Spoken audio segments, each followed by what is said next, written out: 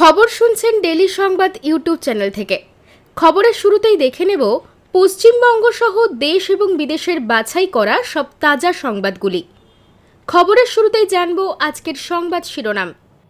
লক্ষ্মীর ভাণ্ডারের পর এবার নয়া প্রকল্প মমতার, মহিলারা পাবেন মোটা টাকা, নবান্নের ঘোষণা। একে বিজেপি, দুয়ে সিপিএম। এসআইআর এর জন্য কতজন এজেন্ট দিল তৃণমূল, অনীহায় চিন্তা কমিশনের। আইপ্যাকের সঙ্গে আমার কোনো যোগাযোগ নেই, শুভেন্দুর দাবি খারিজ প্রদীপের। আমার সোনার বাংলা গান বিতর্কে অসমের মুখ্যমন্ত্রী হিমন্ত, ক্ষোভ বিশ্বভারতীতে। মুসলিমদের সঙ্গে বিশ্বাসঘাতকতা পাকিস্তানে, রেগে লাল ইরান কি করেছে। লক্ষ্মীর ভাণ্ডারের পর এবার ঋণ সহায়তা, মহিলা ভোট ব্যাংকে ফের বাজি মমতার। সুদানের রাস্তায় পড়ে আছে শত শত লাশ, দাফন করার কেউ নেই। লাল দুর্গে ফাটল, দলীয় নেতৃত্বে ক্ষোভ, একযোগে ইস্তফা 65 সিপিআইএম কর্মীর।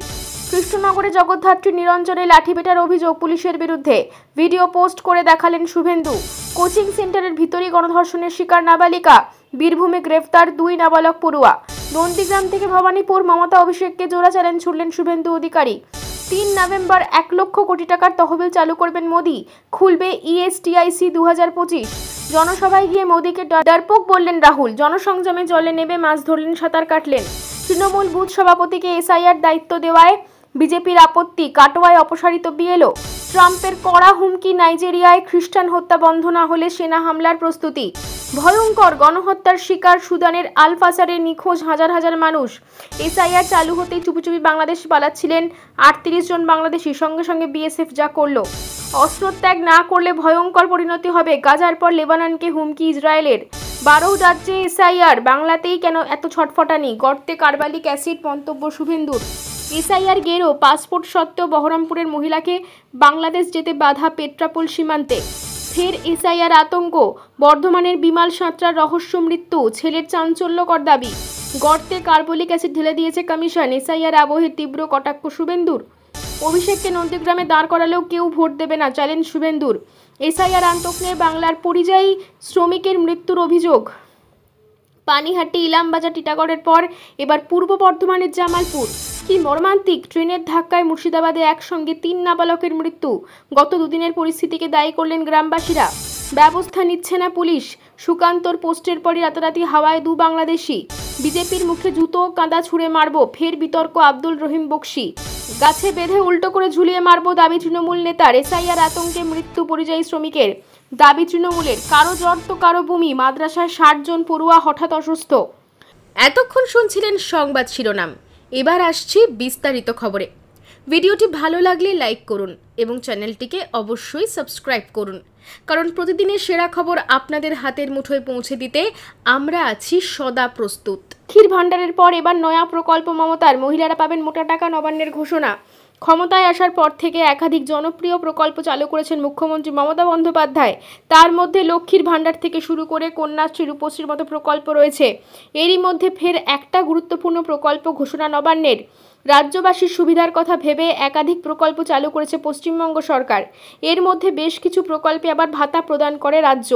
লক্ষ্মীর ভাণ্ডার প্রকল্পের আওতায় সাধারণ মহিলারা প্রতি মাসে 1000 টাকা এবং তপশিলি বা উপজাতির মহিলা 1200 টাকা পেয়ে থাকেন। মমতা সরকারের প্রকল্পের এই সুবিধাগুলি পেতে পাড়ায় পাড়ায় ক্যাম্প চালু করেন। এর ফলে যারা সরকারি অফিসগুলিতে পৌঁছে নিজেদের প্রয়োজনীয় কাজ করতে পারেন না বা সময় হয় না, সেই সব কাজ যাতে এলাকায় থেকেই করিয়ে জনসাধারণকে পরিষেবা দেওয়া যায়, সেই কারণেই বছরের নির্দিষ্ট সময়ের জন্য প্রতিটি এলাকায় দুয়ারে সরকারের ক্যাম্প বসানো হয় জনসাধারণের জন্য। এবার রাজ্যের মহিলাদের জন্য নয়া সুবিধার কথা ঘোষণা করতে চলেছে নবান্ন। 2026 সালের বিধানসভা ভোটের আগে আরও একবার মহিলা ভোট ব্যাংকের জমি শক্ত করতেই এই পদক্ষেপ নেওয়া হবে বলে মনে করা হচ্ছে। এবার মহিলারা কি কি সুবিধা পাবেন দেখে নিন। সম্প্রতি রাজ্য সরকার ও স্টেট লেভেল ব্যাংকার্স সাব কমিটির যৌথ উদ্যোগে অনুষ্ঠিত হয় স্বনির্ভর গোষ্ঠী সহায়ক এক গুরুত্বপূর্ণ পর্যালোচনা সভা। ওই বৈঠকে উপস্থিত ছিলেন বিভিন্ন ব্যাংকের প্রতিনিধি, জেলা প্রশাসনের আধিকারিক এবং স্বনির্ভর গোষ্ঠী বিষয়ক বিভাগের কর্তা ব্যক্তিরা। আলোচনায় উঠে আসে গত 1 বছরে রাজ্যের বিভিন্ন জেলায় ঋণ সংযোগ কর্মসূচি উল্লেখযোগ্যভাবে বৃদ্ধি পেলেও কয়েকটি জেলায় গতি আনতে হবে। নবান্নের বৈঠকে কি সিদ্ধান্ত নেওয়া হয়? সূত্রের খবর, এদিন নবান্নের বৈঠকে সিদ্ধান্ত হয় যে আগামী দিনে ব্যাংকগুলির সঙ্গে আরও ঘনিষ্ঠ সমন্বয় তৈরি করতে হলে প্রত্যন্ত গ্রামীণ এলাকায় থাকা স্বনির্ভর গোষ্ঠীগুলিকে দ্রুত ঋণ পাইয়ে দেওয়া হবে। পাশাপাশি ঋণ প্রাপ্তির প্রক্রিয়াকে আরও স্বচ্ছ ডিজিটাল করতে বিশেষ পরিকাঠামো গড়ে তোলার উদ্যোগ নেওয়া হয়েছে। ভোটের আগে মমতার নজর মহিলা ভোট ব্যাংকে।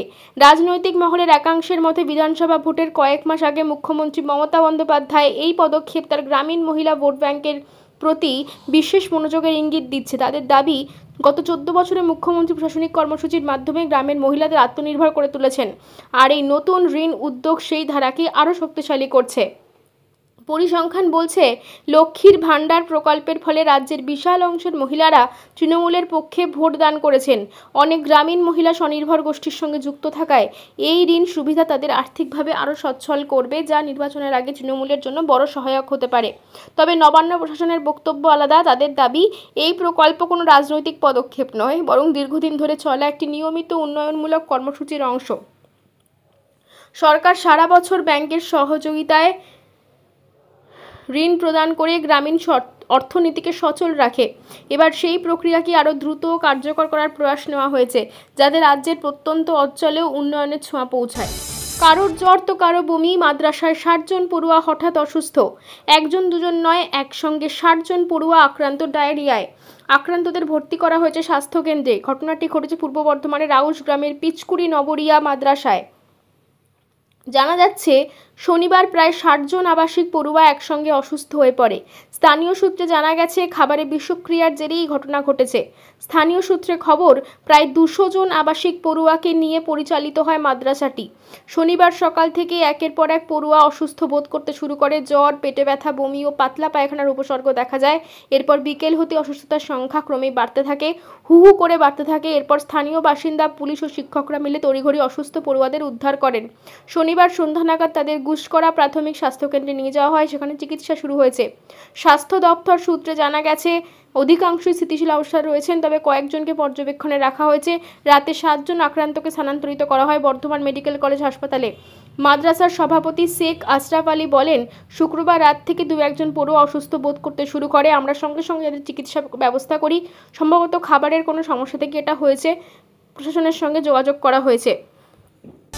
এসআইআর চালু হতেই চুপি চুপি বাংলাদেশ পালাচ্ছিলেন 38 জন বাংলাদেশি। সঙ্গে সঙ্গে বিএসএফ যা করলো, প্রথমে 11, তারপর 45, এবার 38। এসআইআর চালু হতে কাঁটাতার পেরিয়ে ওপারে যাওয়ার হিড়িক বাড়ছে বাংলাদেশিদের। এবার স্বরূপনগরের বিথারি সীমান্ত থেকে গ্রেফতার করেছেন প্রায় 38 বাংলাদেশি নাগরিক। এরা সকলেই বেশ কয়েক বছর ধরে ভারতের বিভিন্ন প্রান্তে আত্মগোপন করেছিল বলে খবর। এখানে তারা বিভিন্ন কাজ করছিলেন। তবে এসআইআর শুরু হতে আবারও দেশে ফিরে যাওয়ার চেষ্টা করছেন তারা, আর তখনই ধরা পড়েছে বিএসএফ এর হাতে। জানা যাচ্ছে, গত 2 দিন ধরে 56 জন আর আজ 38 জন বাংলাদেশি। এই নিয়ে মোট 94 জন বাংলাদেশি বিএসএফ এর জালে ধরা পড়েছেন। ধৃতদের আজ মহকুমা আদালতে তোলা হবে। উল্লেখ্য, গতকাল উত্তর 24 পরগনার স্বরূপনগরের তারালি সীমান্ত থেকে 11 জন বাংলাদেশিকে পাকড়াও করা হয়েছিল। তার 24 ঘন্টার মধ্যে স্বরূপনগরের সীমান্তে আরও 45 জন বাংলাদেশি নাগরিককে ধরে সীমান্ত সুরক্ষা বাহিনী। এই সংক্রান্ত বিষয়ে প্রতিক্রিয়া দিতে গিয়ে রাজ্যের শাসক দলের রাজ্য সভাপতি জয়প্রকাশ মজুমদার বলেন, আজকে বাংলাদেশি নাগরিকরা স্বদেশে ফিরতে যাচ্ছে, সেই সময় ধরেছে বিএসএফ। কিন্তু যখন তারা অনুপ্রবেশ করেছিল তখন বিএসএফ কোথায় ছিল? বিএসএফ কি নাকে তেল দিয়ে ঘুমোচ্ছিল, নাকি টাকা পয়সা খেতে আশ্রয় দিয়েছিল? যদি এরা বেআইনিভাবে ঢুকে থাকে এবং আজকে ভয় পেয়ে পালাচ্ছে, প্রথম প্রশ্ন হবে, এরা ঢুকলো কি করে? সুদানের রাস্তায় পড়ে আছে শত শত লাশ, দাফন করার কেউ নেই।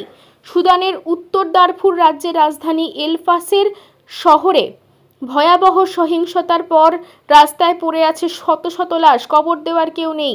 শহরটি গত সপ্তাহে দখল করে নেয় আধা সামরিক বাহিনী র্যাপিড সাপোর্ট ফোর্সেস। এই সময় তারা কমপক্ষে 1500 মানুষকে হত্যা করে। শুধু একটি হাসপাতালে নিহত প্রায় 460 জন। জাতিসংঘ জানিয়েছে, শহরটিতে আটকে থাকা সাধারণ মানুষ মারাত্মক বিপদের মধ্যে আছে। অনেকেই নিহত হয়েছেন, আহতরা খোলা আকাশের নিচে পড়ে আছেন। শহর থেকে প্রায় 36,000 মানুষ 70 কিলোমিটার দূরের তাভিলা শহরে পালিয়ে গেছেন, যেখানে ইতিমধ্যে 6,50,000-এর বেশি বাস্তুচ্যুত মানুষের আশ্রয় নিয়েছে। হায়াত নামে এক নারী জানান, 7 জন আরএসএফ সদস্য তাদের বাড়িতে ঢুকে লুটপাট চালায় এবং 16 বছর বয়সী ছেলেকে তার সামনেই হত্যা করে। তিনি বলেন, আমরা রাস্তায় অসংখ্য লাশ পড়ে থাকতে দেখেছি। আহতদের কেউ উদ্ধার করতে পারিনি। আরেকজন বেঁচে যাওয়া ব্যক্তি হুসেনি বলেন, এলফাসের পরিস্থিতি ভয়াবহ। মৃতদেহগুলি রাস্তায় পড়ে আছে, তাদের কবর দেওয়ার মতো কেউ নেই। অন্যদিকে তাভিলা শরণার্থী শিবিরে কর্মরত নরওয়েজিয়ান রিফিউজি কাউন্সিল জানায়, পালিয়ে আসা মানুষের সংখ্যা অনেক কম। তারা আশঙ্কা করেছেন, যারা রওনা দিয়েছিল তাদের অনেকেই পথে মারা গেছে। জাতিসংঘের মহাসচিবের মুখপাত্র স্টিফেন ডুজারিক বলেন, দারফুরে ত্রাণ পর্যায়ক্রম জোরদারের জন্য সেন্ট্রাল এমার্জেন্সি রেসপন্স ফান্ড থেকে $20 মিলিয়ন সহায়তা অনুমোদন করা হয়েছে। তিনি বলেন, 450 জনেরও বেশি মানুষকে হত্যার ঘটনায় আমরা গভীরভাবে উদ্বিগ্ন।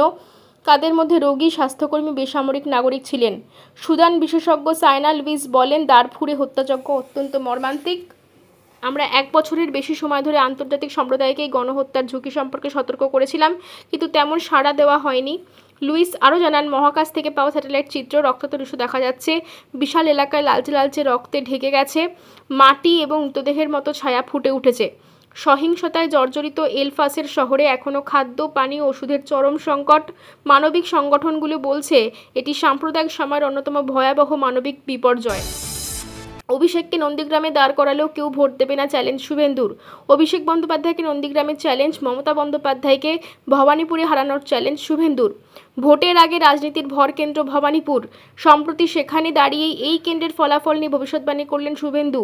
ফের ছুড়ে দিলেন চ্যালেঞ্জ। ভোট আসতে এখনও কয়েক মাস বাকি, তার আগেই রাজ্যে বিধানসভা ভোটের ভরকেন্দ্র হয়ে উঠেছে ভবানীপুর। মুখ্যমন্ত্রী বিধানসভা কেন্দ্র। রবিবার সেখানেই সভা করলেন বিরোধী দলনেতা শুভেন্দু অধিকারী। ফের ভোটে হারানোর চ্যালেঞ্জ ছুড়ে দিলেন বিরোধী দলনেতা। তিনি বলেন, এমনিতেই কানের কাছে বাজি হাঁটছি। আমার তো মনে হয় এসআইআর হওয়ার পরে উনি হয়তো বেটিয়াবুরু চলে যেতে পারেন। ভবানীপুরে দাঁড়িয়ে ফের 21-এর ভোটে নন্দীগ্রামে মমতা বন্দ্যোপাধ্যায়কে হারানোর প্রসঙ্গ টেনে আনেন তিনি। পাশাপাশি তুলে ধরলেন লোকসভা ভোট ভিত্তিক ভবানীপুরের ফলাফলও। বিরোধী দলনেতা শুভেন্দু বলেন, ভবানীপুরের লোকেরা ইয়া তো পেহলে ঝাঁকি হ্যায়, আভি বহুত বাকি হ্যায়। উনি যেমন লাফিয়ে গেছিলেন নন্দীগ্রামে আমাকে হারাতে, আমি ওনাকে হারিয়ে পাঠিয়ে দিয়েছি। টোটাল যে বুথ আছে 142টা বুথে বিজেপির লিড, আর ওনার লিড 127টা বুথে। একা চেতলা 77 নম্বর ওয়ার্ড আর সঙ্গে একটা ওয়ার্ড, 2টি মুসলিম প্রধান ওয়ার্ড। ওনাদের ছাপ্পা মেরে ভোট দিয়ে মাত্র 8000 গ্যাপ হয়ে গিয়েছে। এই আসনের অতীত কি? অতীত বিজেপি। যদিও বিরোধী দলনেতার এই সমস্ত হুঁশিয়ারিতে গুরুত্ব দিতে নারাজ তৃণমূল। ভোট ঢের দেরি, তার আগে ভবানীপুর নিয়ে ভবিষ্যৎবাণী চলছে। কৃষ্ণনগরে জগদ্ধাত্রী নিরঞ্জনে লাঠিপেটার অভিযোগ পুলিশের বিরুদ্ধে। ভিডিও পোস্ট করে দেখালেন শুভেন্দু। তুমুল চিৎকার, তুমুল হই হট্টগোল, পুলিশের হাতে লাঠি, তেড়ে যেতে দেখা যাচ্ছে তাদের। এই সংক্রান্ত ভিডিও পোস্ট করেছেন তিনি। আর তারপরই তা ভাইরাল। ঘটনাস্থল নদিয়ার কৃষ্ণনগর, যেখানে জগদ্ধাত্রী পুজো নিরঞ্জনকে ঘিরে উত্তপ্ত হয়ে উঠেছে পরিস্থিতি। সামাল দিতে পুলিশ লাঠিপেটা করছে বলে অভিযোগ। কৃষ্ণনগরে জগদ্ধাত্রী পুজো নিরঞ্জন ঐতিহ্যের সঙ্গে হয়ে থাকে। শুক্রবার ছিল ঘট বিসর্জনের দিন, তবে ক্রমাগত বৃষ্টি হওয়ায় তা হতে দেরি হয়ে যায়। এরপর ঘট বিসর্জনের পর প্রতিমা নিরঞ্জনের প্রস্তুতি শুরু হয়। অভিযোগ, সেই সময় কয়েকটি বারোয়ারি পুজোর উদ্যোক্তারা বিশৃঙ্খল পরিস্থিতি তৈরির চেষ্টা করেছিলেন। যে রাস্তা দিয়ে প্রতিমাগুলি নিয়ে যাওয়া হচ্ছিল সেই রাস্তাটি শহরের ব্যস্ততম রাস্তা, কারণ পাশেই রয়েছে শক্তিনগর জেলা হাসপাতাল। চিকিৎসার জন্য রোগী ও তার পরিবারের লোকজনকে নিয়ে আসা হয় সেখানে। পুলিশের পক্ষ থেকে আগেই বারোয়ারি ক্লাবগুলি নিরঞ্জনের সময় বেঁধে দেওয়া হয়েছিল, তবে সেই সময় অতিক্রান্ত হওয়ার পরও চলছিল নিরঞ্জন। তার উপর আবার পুলিশের দাবি, প্রশাসনিক আধিকারিকদের মারধরও করা হয় ক্লাবের পক্ষ থেকে। শেষে চকের পাড়া বারোয়ারির প্রতিমা বিসর্জনের সময় উদ্যোক্তারা অভব্য আচরণের বিরুদ্ধে পুলিশের লাঠিপেটা করে বলে অভিযোগ ওঠে। ইতিমধ্যে জেলা পুলিশের পক্ষ থেকে একটি বারোয়ারি পুজোকে চিহ্নিত করে তাদের বিরুদ্ধে আইনি পদক্ষেপ করা হয়েছে। পুলিশের মারের সেই ছবি সোশ্যাল মিডিয়ায় শেয়ার করেন শুভেন্দু।